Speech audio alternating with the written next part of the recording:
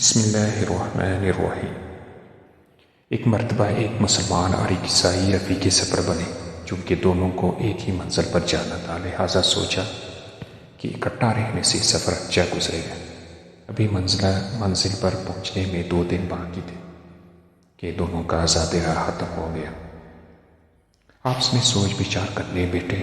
مسلمان نے تجویز دی کہ ایک دن آپ دعا کریں تاکہ کانا ملے، دوسرے دن میں دعا کروں گا کہ کانا ملے۔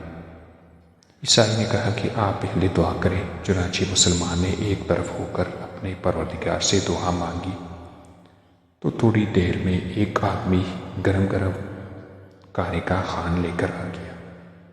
مسلمان بہت خوش ہوا کہ اللہ تعالیٰ نے عزت رکھ لی۔ کھانا کھا کر دونوں اطمینان کی نیند سو گئے۔ دوسرے دن عیسائی کی باری تھی۔ وہ بظاہر بڑا مطمئن نظر آ رہا تھا، چنانچہ اس نے ایک طرف ہو کر دعا مانگی تو اللہ تعالیٰ نے کھانے کا انتظام فرمایا۔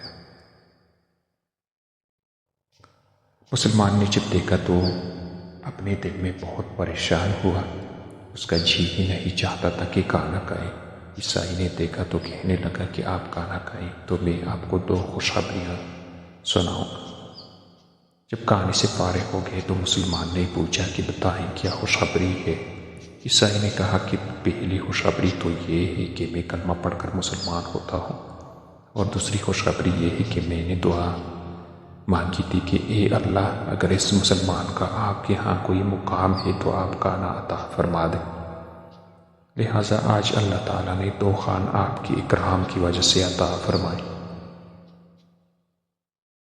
تو پیارے سامعین، عاشق صادق کی اللہ تعالیٰ کے ہاں بڑی قدر و قیمت ہوتی ہے۔